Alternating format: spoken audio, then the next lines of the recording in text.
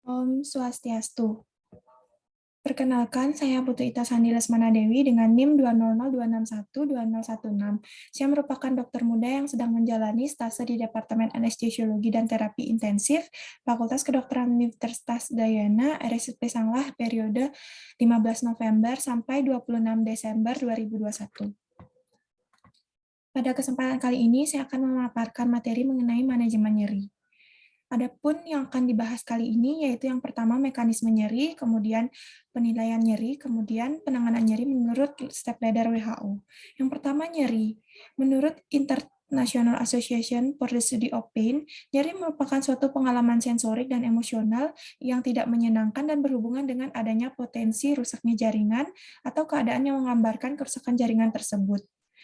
Nyeri memiliki 3 fungsi, yaitu sebagai proteksi, kemudian sebagai mekanisme defensif, dan juga mekanisme diagnostik. Sehingga tiga mekanisme ini akan dapat melindungi daripada jaringan tubuh. Mekanisme defensif akan memungkinkan mobilisasi dari organ tubuh, sehingga nyeri akan dapat berkurang. Sebagai penuntun diagnostik, nyeri dapat menunjukkan daerah tertentu yang mengalami masalah, sehingga penyakit atau proses tertentu yang terjadi dapat diketahui. Selanjutnya, mekanisme nyeri.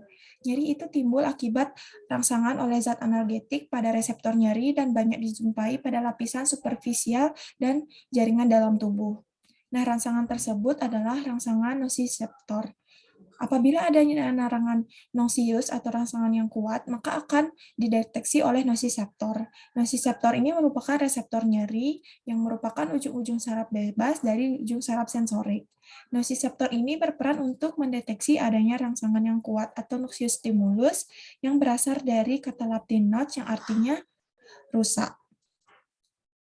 Nah, rangsangan yang kuat tersebut bisa terjadi karena adanya rangkaian proses antara kerusakan jaringan, kemudian sampai menyebabkan persepsi nyeri, dan juga adanya proses elektrofisiologis. Hal itu yang disebut dengan adanya nocicepsi.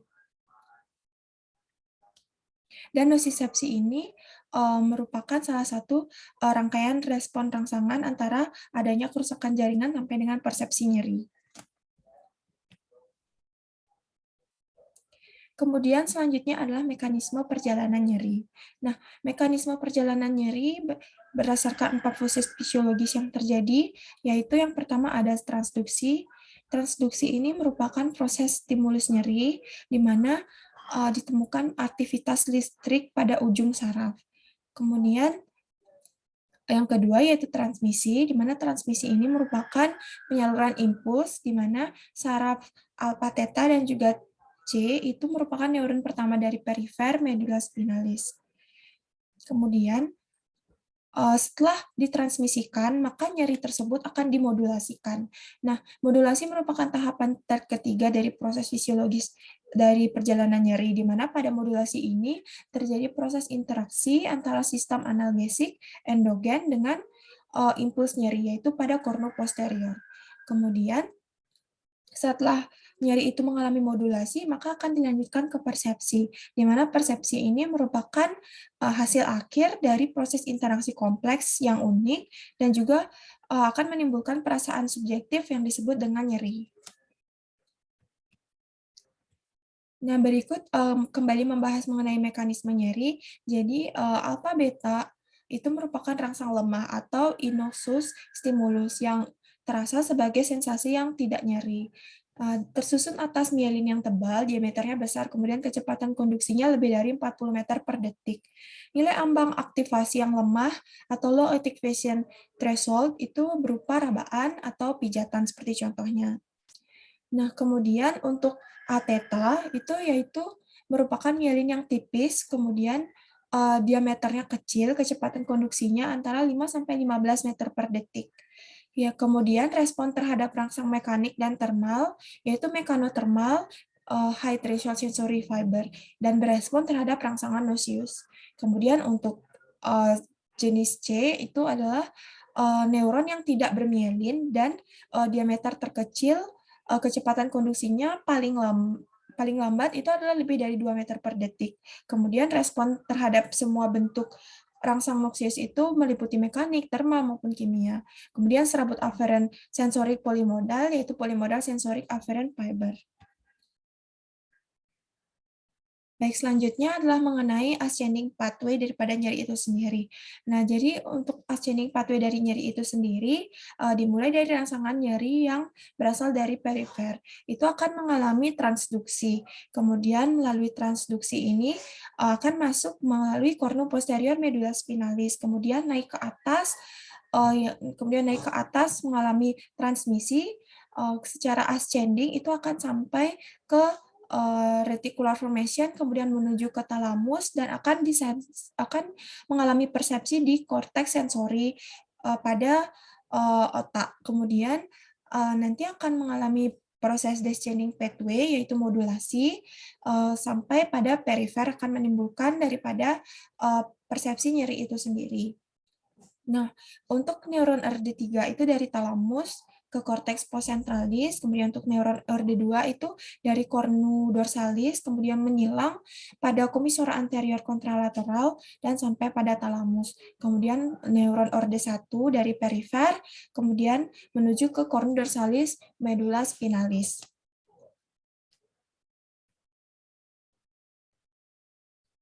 Baik, untuk penilaian nyeri itu sendiri, kita dapat nilai dengan anamnesis umum, kemudian pemeriksaan fisik, kemudian anamnesis spesifik.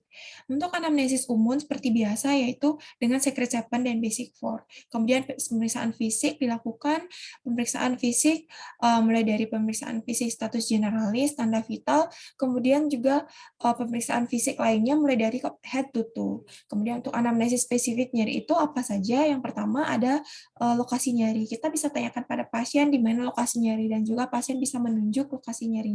Kemudian karakteristik nyerinya. Karakteristik apakah nyeri yang dirasakan itu seperti apa? Bisa diceritakan oleh pasien itu sendiri. Apakah ditusuk-tusuk, apakah nyeri seperti ditekan dan lain sebagainya.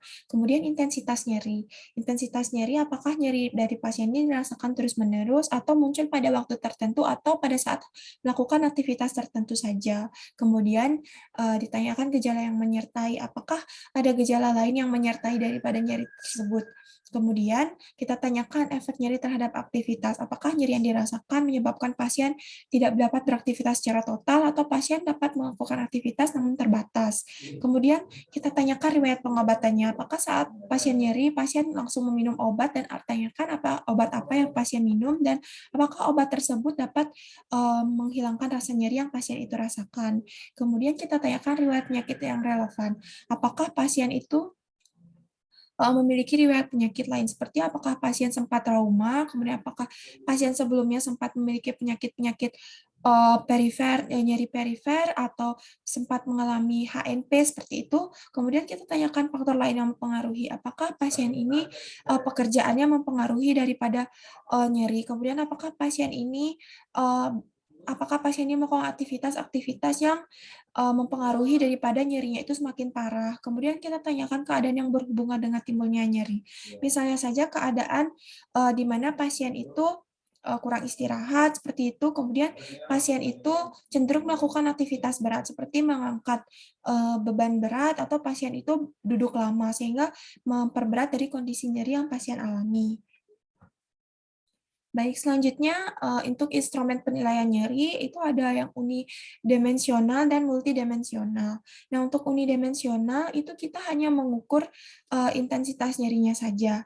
Kemudian itu baik untuk dilakukan penilaian pada nyeri akut. Kemudian kegunaannya adalah untuk mengevaluasi dari hasil pemberian analgetik. Kemudian contohnya ada FAST, Visual Analog Scale, kemudian ada NRS, Numeric Rating Scale, kemudian ada Wong-Baker Face Scale, kemudian ada VDS atau Verbal Descriptive Scale. Kemudian yang multidimensional itu adalah untuk mengukur intensitas nyeri, kemudian informasi tentang karakteristik nyeri, dan dampaknya terhadap aspek afektif, emosi, dan sensasi nyeri.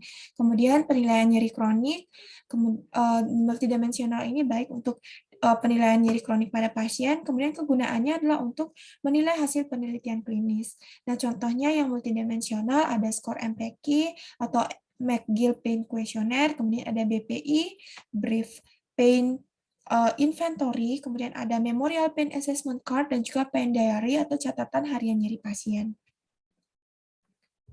Baik, untuk instrumen penyakit nyeri itu sendiri, keuntungannya secara kualitatif itu adalah sederhana dan juga kelemahannya itu lebih subjektif karena setiap pasien itu pasti menilainya berbeda-beda. Kemudian nyeri ringan itu sifatnya hilang timbul, kemudian nyeri sedang itu terus-menerus, aktivitasnya terganggu dan hilang saat tidur. Sedangkan nyeri berat itu yang tergolong nyeri berat adalah nyeri yang dirasakan pasien itu terus-menerus sepanjang hari dan sering terjaga saat tidur. Kemudian yang pertama, kita bahas mengenai visual analog scale atau VAS. Nah, VAS score ini menggambarkan secara visual gradasi tingkat nyeri yang mungkin dialami oleh seorang pasien. Rentang nyerinya diwakili dengan garis panjang 10 cm dengan dan tanpa tanda pada setiap sentimeternya. Nah, tanda pada kedua ujung garis ini dapat berupa angka atau pernyataan deskriptif, seperti pada gambar di bawah. Kemudian, keuntungan dari VAS itu sendiri dapat digunakan pada pasien anak lebih dari 8 tahun dan dewasa, penggunaannya itu mudah dan sederhana dan dapat mengukur keadaan dan perubahan nyeri pada suatu situasi klinis. Sedangkan kekurangan itu sendiri adalah tidak bisa mengukur semua aspek rasa nyeri dan juga susah diterapkan pada pasien nyeri berat atau emergensi. Kemudian pasien yang merasa sulit untuk menghubungkan nyeri mereka dengan sebuah garis itu sulit juga menggunakan VAS. Kemudian sulit untuk digunakan pada pasien dengan gangguan kognitif seperti pada pasien dengan penurunan kesadaran. Kemudian berikutnya dapat menggunakan NRS atau Numeric Rating Scale. Nah, penggunaannya ini adalah dengan menggunakan garis yang diberi angka 0 dan juga berarti tidak ada nyeri hingga 10 yaitu nyeri maksimal. NRS ini digunakan jika ingin menentukan berbagai perubahan skala nyeri dan juga menilai respon turunnya nyeri pasien terhadap terapi yang diberikan.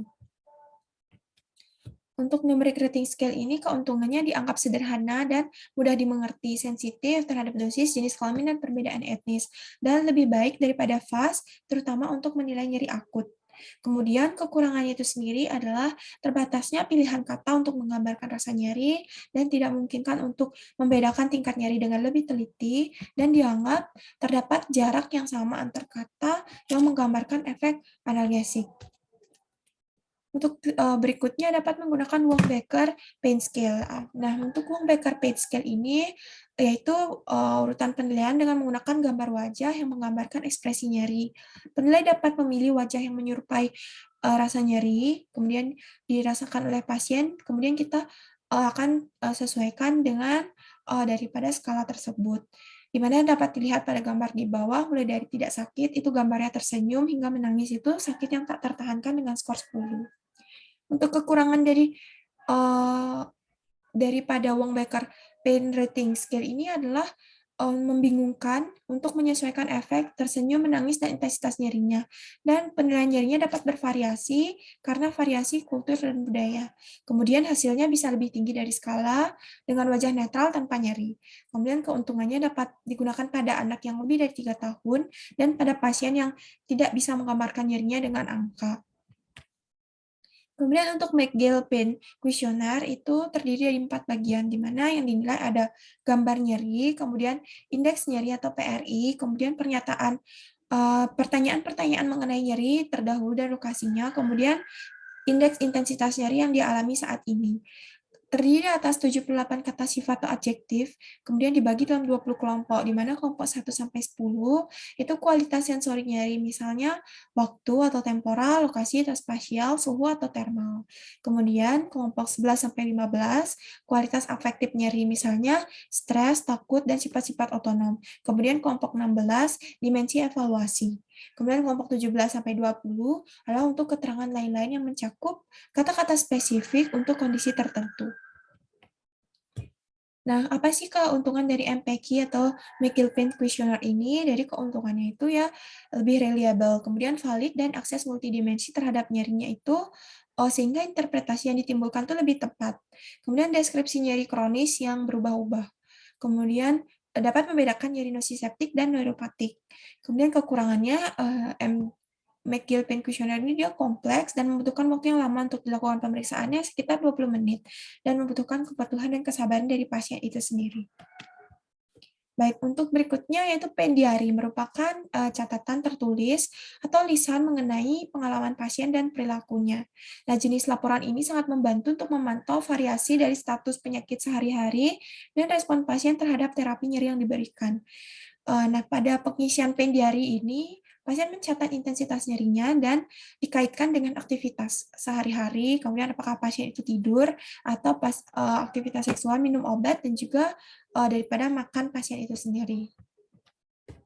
Untuk keuntungan pendiari, yaitu sangat membantu dalam memantau variasi status penyakit sehari-hari dan juga bagaimana polanya di pasien itu sendiri.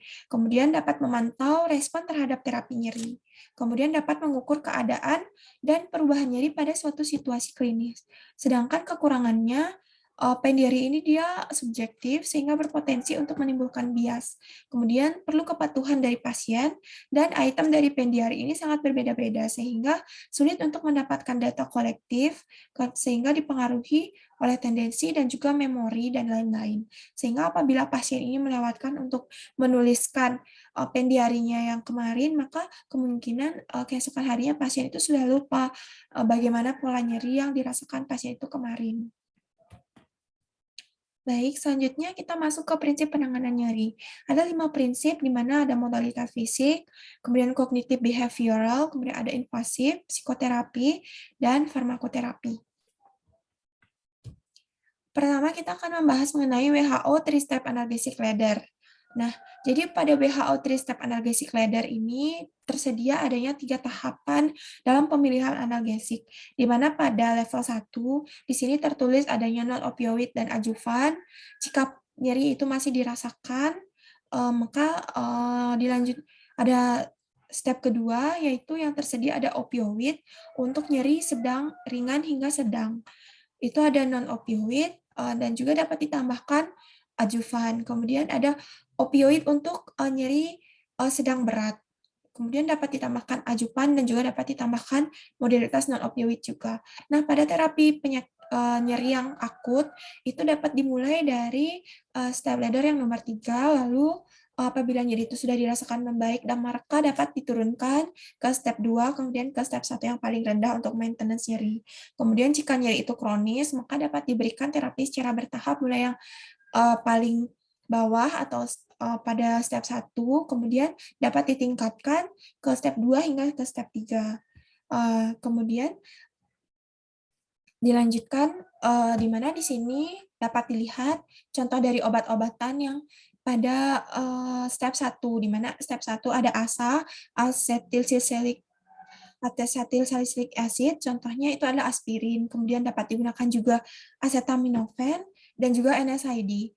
Dapat juga ditambahkan adjuvan lainnya. Kemudian untuk yang step 2 ada moderate, itu ada contohnya opioid yang untuk mild moderate pain, contohnya ada kodein, ada hidrokodon, oksikodon, kemudian ada tramadol juga. Kemudian untuk yang step 3, severe, obat-obatan yang dipilih itu seperti morfin, kemudian metadon, hidromorfon, fentanyl, oksikodon, dan lain-lainnya.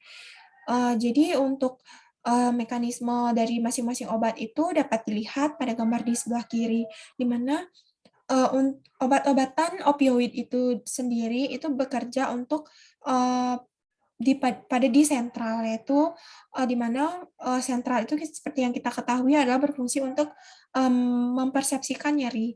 Kemudian jenis opioid, ada juga opioid yang bekerja sebagai modulasi, di mana modulasi tersebut adalah impuls yang dibawa secara descending menuju ke ganglion dari spinal cord sebelum sampai ke perifer.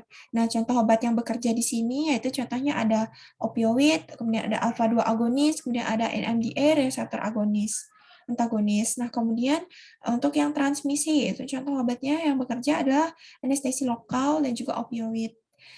Di mana yang transduksi itu contohnya ada NSAID, antihistamin, dan juga lokal anestesi.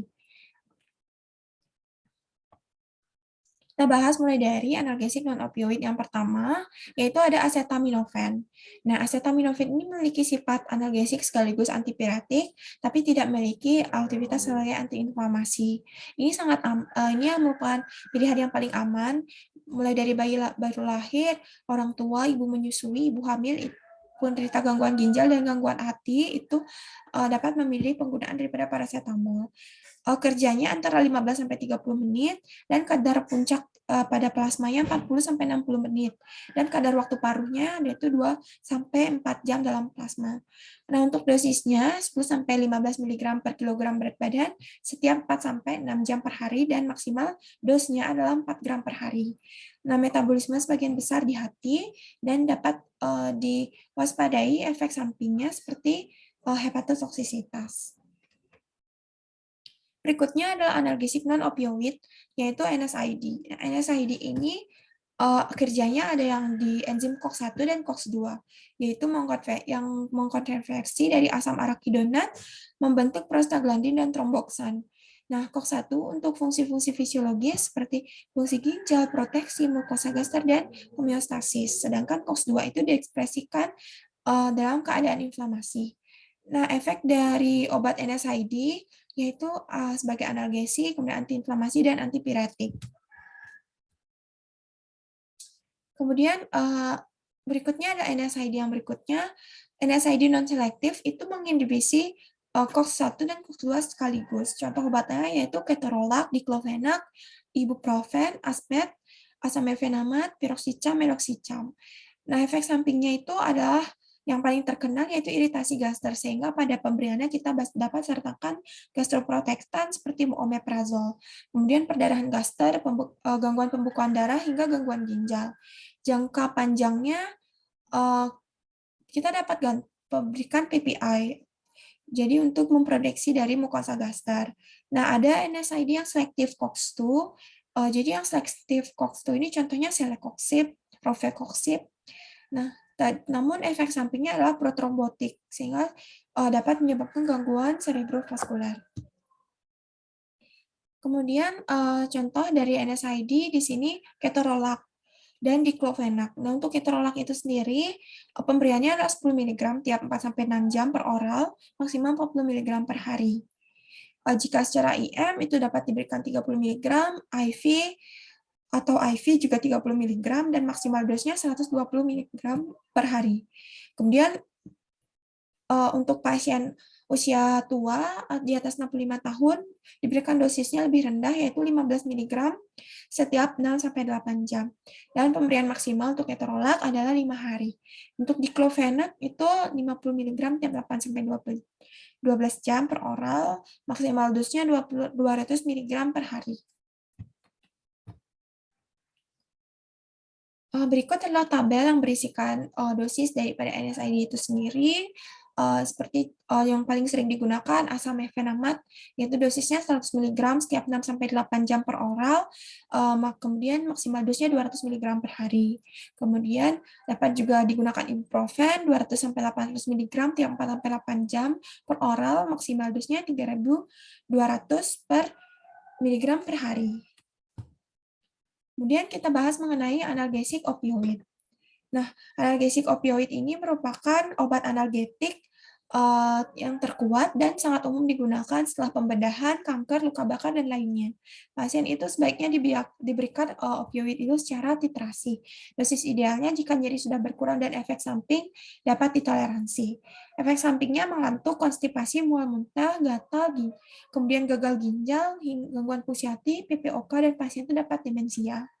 Kemudian efek samping lainnya yang diketahui yaitu pasien juga dapat mengalami depresi pernapasan. Untuk konsumsi jangka panjang itu dapat mempengaruhi ketergantungan secara fisik, kemudian jika dihentikan secara mendadak dapat menimbulkan efek yang disebut dengan withdrawal, sehingga harus dihentikan secara perlahan-lahan.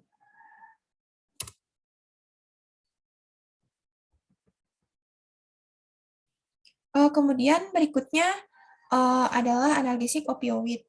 Nah, untuk analgesik opioid itu sendiri, pada setiap individu yang memberikan efek analgesi sangat bervariasi, tergantung pada tercapainya minimal efektif analgesia konsentrasi atau MEAC.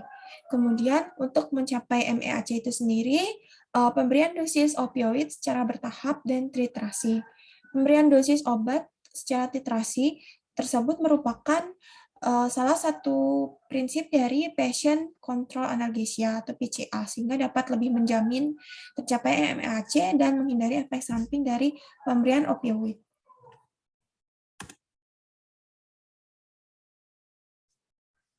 Baik, kemudian analgesik opioid, dosisnya pada setiap individu itu dapat memberikan efek analgesia yang sangat bervariasi, tergantung pada tercapainya minimal efektif analgesia konsentrasi atau MAC tadi.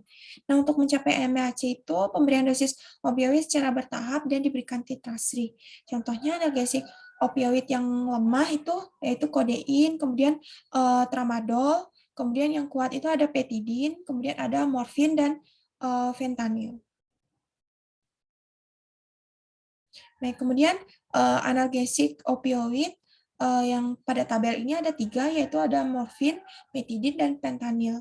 Nah, untuk morfin itu untuk nyeri sedang diberikan 0,1 sampai 0,2 mg per kilogram berat badan subkutan secara intramuskular. Untuk nyeri hebat itu diberikan dosis yang lebih tinggi, yaitu 1 sampai 2 mg intravena dapat diulang sesuai keperluan. Kemudian petidin itu dosis intramuskularnya 1-2 mg per kilogram berat badan setiap 3-4 jam. Sedangkan IV-nya lebih kecil dosisnya, yaitu 0,2-0,5 mg per kilogram berat badan. Kemudian fentanyl itu sediaannya injeksi intravena hanya digunakan selama pembedahan.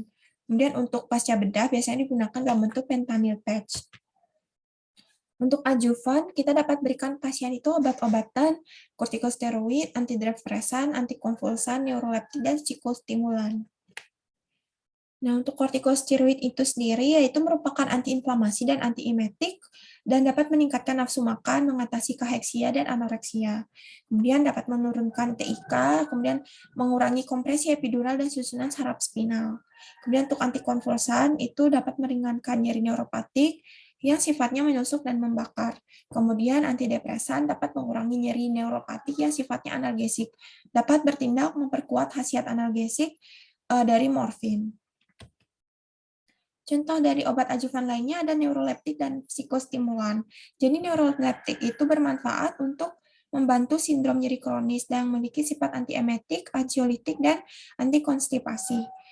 Sebagai suatu ansiolitik ringan, dapat bermanfaat bagi pasien yang kurang tenang. Dan psikostimulan dapat mengurangi sedasi yang diakibatkan oleh opioid, terutama bila program pengurangan dosis dan frekuensi pemberian opioid tidak berhasil dalam mengurangi sedasi dari pasien itu sendiri. Baik, demikianlah presentasi dari saya mengenai manajemen nyeri. Semoga presentasi ini memberikan manfaat. Demikian saya ucapkan terima kasih. Om Santi, Santi, Santi, Om.